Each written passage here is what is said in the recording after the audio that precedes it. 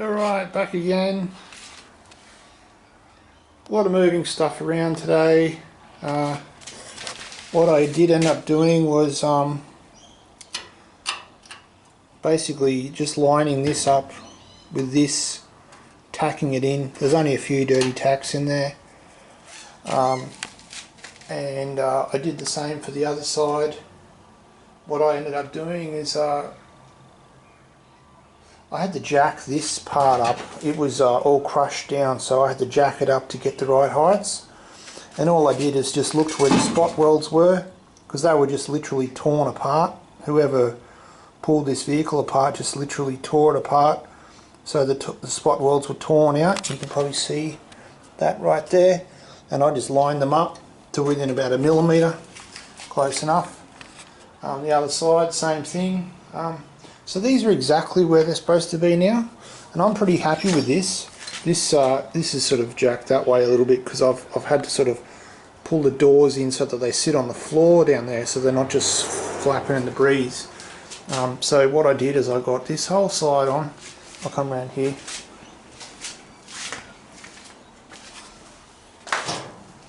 Yeah, so bit of movement in here today. I got my big lifter out of the corner and put the motor in the centre of the vehicle now.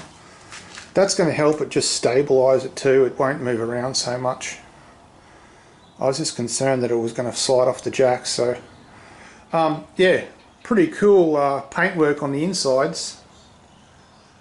I haven't really had a good look at these panels because what I did first thing, I basically just had them down the side, took a video of them, and then put them right down the back of my house and covered them up with a tarp. So all of this stuff has been covered up. I have not really had a good look at it. It's fairly bad. It's not as bad as what I thought it was. This is just you know, superficial stuff on the steel. Down the bottom obviously there's a bit of rust. I'm going to try and not lose the character on the outside of the vehicle, so I'm going to come up with a way to make the sill curl around to the bottom of the beam on the outside somehow, and maybe use some urethane. I remember Musty One, the great Musty One, he made a video and he wanted to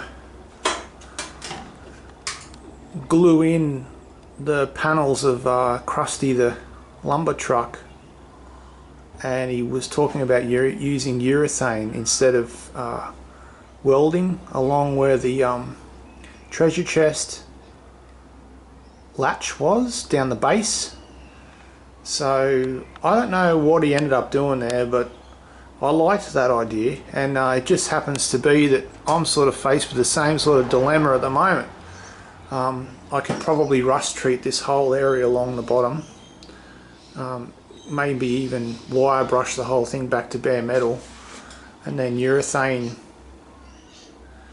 the new sill panel down to the bottom of the frame, and then maybe bring it up to where this is, this bar that goes across, and weld it to the bar, because that's spread away from the panel. I won't get any ruining of the paint.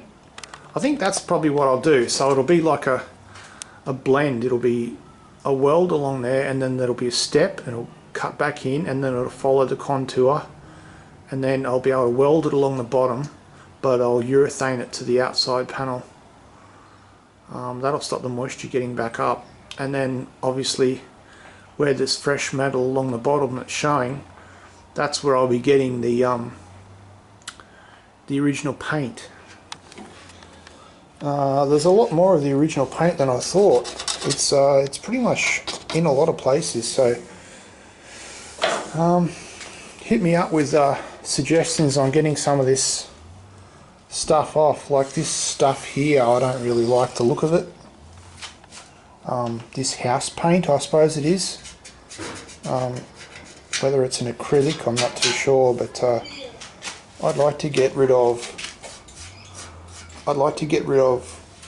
all of this paint, and basically where I've got flaws that I've made, that'll all be painted in like the original grey paint that they used. So I've got that paint, so I've got a fair amount of it. So I think what I'll do for this panel here is I think I'll definitely paint this panel.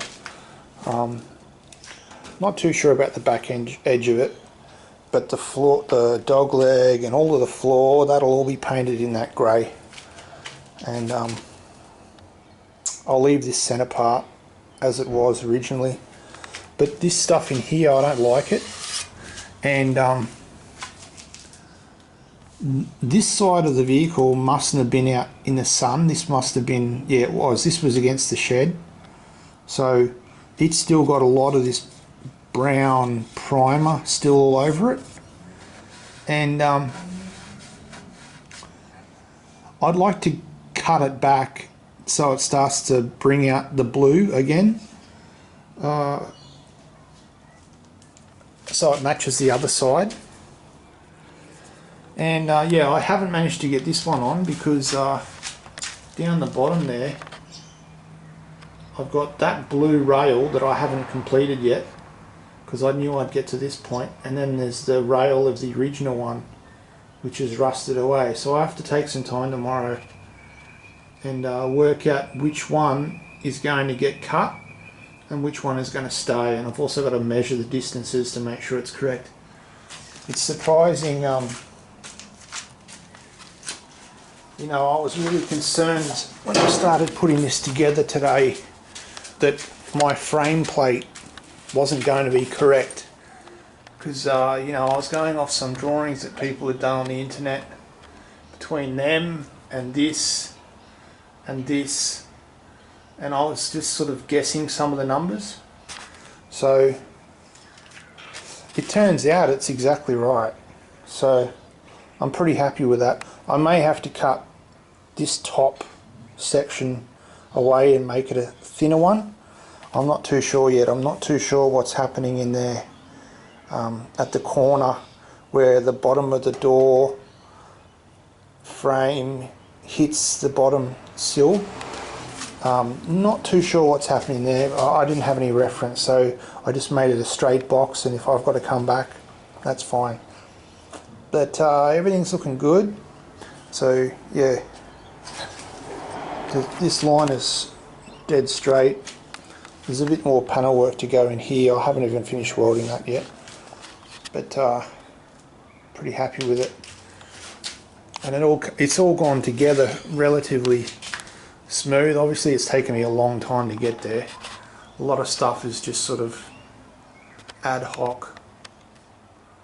I don't want to weld on the outside of the body, so I'm trying to find spots like that where it's going to end up being covered up.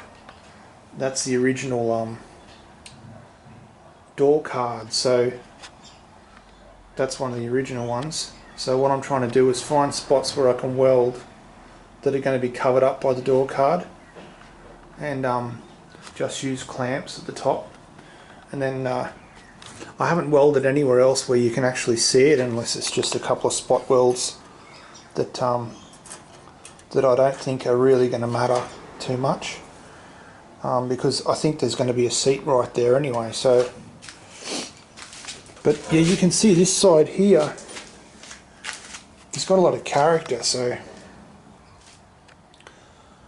that's pretty much what I'm going to try and achieve on the other side.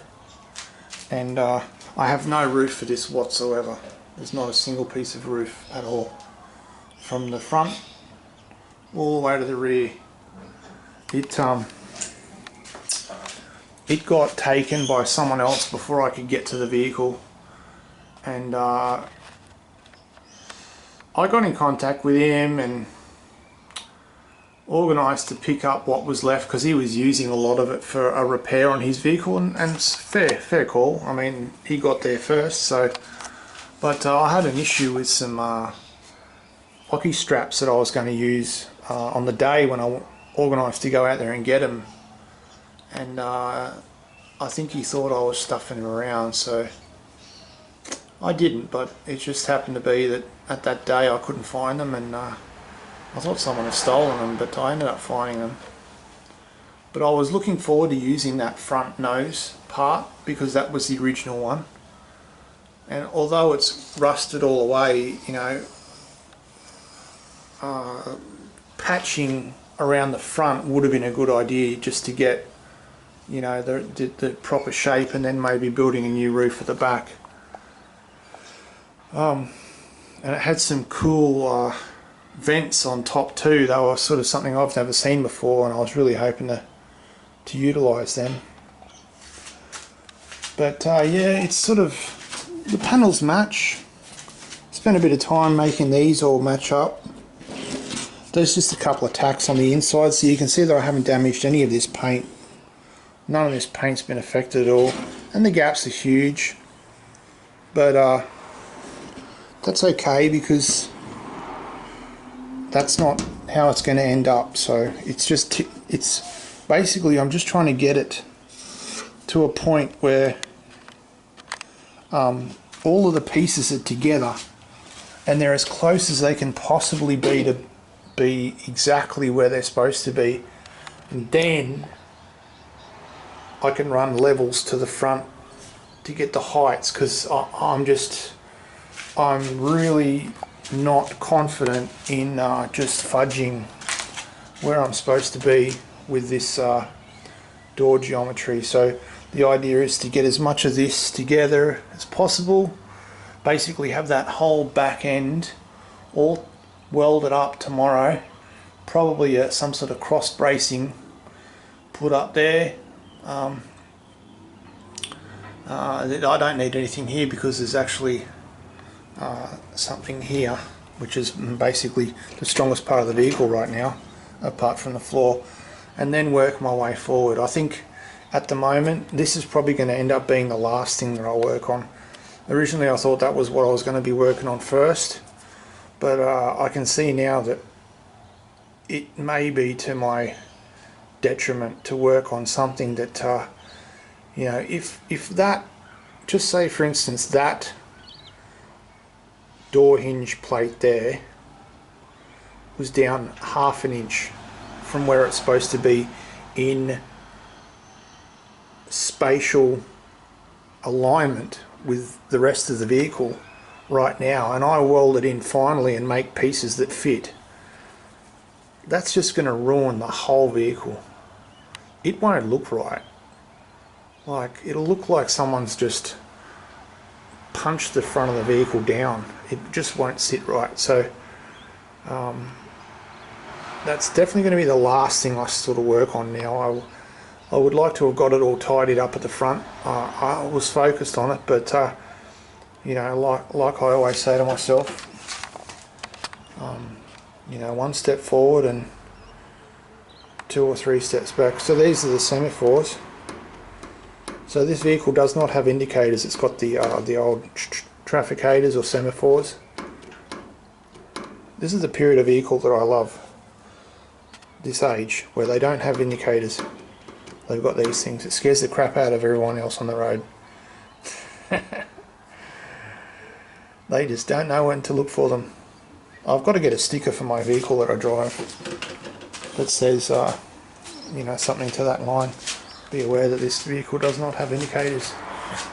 So yeah, that's where I'm at.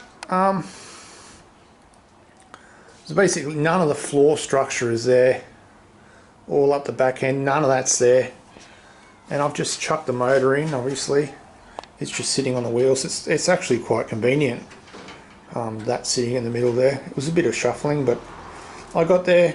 A few batteries in there, they're nice and heavy. So it's nice and stable now. And I could probably tomorrow, once again, get the laser out and just start playing around with making sure everything's all on a perfect line, and that's what I'm all about. So it's got to look right on the eye. That's the thing, like, stuff's got to look right, otherwise your eye picks it up and it just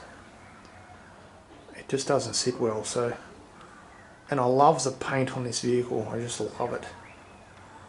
It's real bad. It's been in a few floods too. Where it was sitting, I did the maths the other day. It's been in at least 5 major floods in the area that it came from, and this vehicle was sitting probably only, you know, a couple of house blocks away from where the salt water is. So it's been inundated with salt water, or brackish water at least. So you know, that's why it's so rusty, I suppose. And the mango tree that was sitting on top, all the acid has just been sitting. That's why it's just rusted every single part of that top frame away, right where that sap sat. Mango sap's highly corrosive. Anyone who's picked mangoes will tell you that they get rashes, and so it's really corrosive. And that's why there was absolutely no flaw whatsoever. Yeah. Anyway, that was what I did today. I'll start